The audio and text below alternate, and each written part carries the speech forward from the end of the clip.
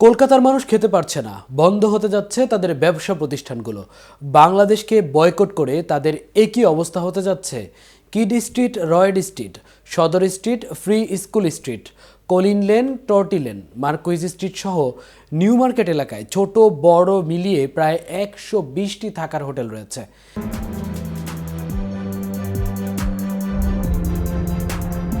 এই অঞ্চলের বেশিরভাগ ব্যবসা নির্ভর করে বাংলাদেশি পর্যটকদের ওপর।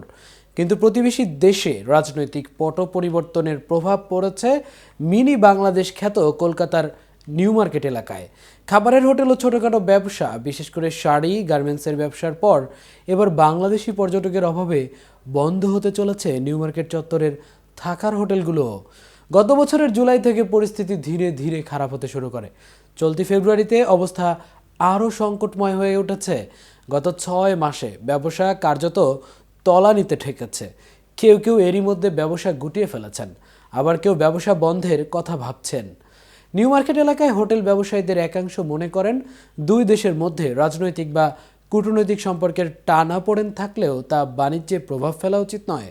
কলকাতার Marquis street Free School street welfare সোসাইটির যুগ্ম সচিব মন্তোষ সরকার জানান, নিউ মার্কেট মূলত বাংলাদেশি পর্যটকদের উপর নির্ভরশীল। মানি এক্সচেঞ্জ, হোটেল ও পর্যটন ব্যবসা মূলত তাদের উপস্থিতির উপর ভিত্তি করে চলে। কিন্তু বর্তমানে বাংলাদেশি পর্যটকের সংখ্যা অনেকটাই কমে গেছে। কোভিড মহামারীর পর আমরা ঘুরে দাঁড়িয়েছিলাম, কিন্তু সাম্প্রতিক সংকট দ্রুত কাটবে বলে মনে হচ্ছে না। গত 8 বছর ধরে লিজ নিয়ে মার্কুইজ স্ট্রিটে এমারেল্ড হোটেল চালাচ্ছেন মন্তোষ সরকার। তার হোটেলে কর্মরত 25 জন কর্মীর আয়ে পরিবারের মোট 75 জন সদস্য নির্ভরশীল। কিন্তু বর্তমানে হোটেলটি বাংলাদেশি পর্যটক শূন্য, ফলে একাধিক পর্যটক নেই। অন্যদিকে প্রতি মাসে দিতে হচ্ছে বড় অঙ্কের ভাড়া। এই পরিস্থিতিতে তিনি হোটেলটি ছেড়ে দেওয়ার কথাও ভাবছেন। মন্তোষ সরকার আরও জানান, নিউ মার্কেট চত্বরে যারা লিজ নিয়ে হোটেল চালাচ্ছিলেন, পর্যটকের অভাবে তাদের অনেকে হোটেল ছেড়ে দেওয়ার সিদ্ধান্ত নিচ্ছেন। একইভাবে দোকান ভাড়া নিয়ে পোশাকের ব্যবসা বা রেস্তোরাঁ চালানো ব্যবসায়ীরাও বিপাকে পড়েছেন। বাংলাদেশি পর্যটক বলতে এখন হাতে গোনা কিছু মানুষ রয়েছেন নিউ মার্কেট চত্বরে।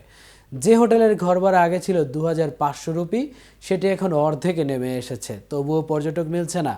ফলে স্থানীয় পর্যটকদের উপর নির্ভর করতে হচ্ছে হোটেল ব্যবসায়ীদের। যেসব বাংলাদেশি পর্যটক এখন কলকাতায় আসছেন, তাদের বেশিরভাগই চিকিৎসার জন্য। কেউ কলকাতায় চিকিৎসা করাচ্ছেন, কেউ আবার উন্নত চিকিৎসার জন্য বেঙ্গালুরু যাচ্ছেন, তবে তাদের সংখ্যাও খুবই কম। বাংলাদেশের মানিকগঞ্জের বাসিন্দা মুস্তাফিজুর রহমান মুকুল বলেন, এখন নিউ মার্কেট বেশ ফাঁকা, কারণ ভিসা ঠিকমতো পাওয়া যাচ্ছে না। চিকিৎসার ভিসা পাওয়া গেলেও অন্যান্য ভিসা জটিলতায় পড়েছে। বাংলাদেশের চুয়াডাঙ্গার বাসিন্দা মোহাম্মদ আশরাফুল চিকিৎসার জন্য কলকাতায় এসেছেন, এখান থেকে বেঙ্গালুরু যাবেন। তিনি বলেন, ভিসা পেতে কিছুটা জটিল হচ্ছে। রাজশাহীর নির্দিষ্ট কিছু মেডিকেল কলেজের সার্টিফিকেট থাকলেই ভিসা পাওয়া যাচ্ছে। চুয়াডাঙ্গার আরেক বাসিন্দা সুপল সরকার তার খালার অস্ত্রোপচারের জন্য কলকাতায় এসেছেন। তিনি বলেন, ভিসা পাওয়ার ক্ষেত্রে এখন শর্ত কঠোর করা হয়েছে। শুধু জটিল রোগের ক্ষেত্রেই ভিসা মিলছে, ট্যুরিস্ট ভিসা সম্পূর্ণরূপে বন্ধ। এই সংকট কবে কাটবে সে বিষয়ে কেউ নিশ্চিত নন। তবে নিউ মার্কেট চত্বরের ব্যবসায়ীরা আশা করছেন সমস্যার দ্রুত সমাধান হবে এবং কলকাতার মিনি বাংলাদেশ আবারও আগের মতো প্রাণ ফিরে পাবে। দর্শক, আজ এই পর্যন্তই। এতক্ষণ সাথে ছিলাম আমি মামুন। প্রতিদিনের আপডেট ও ইনফরমেটিভ নিউজ পেতে কেটিভি নিউজ 24 চ্যানেলের সাথেই থাকুন।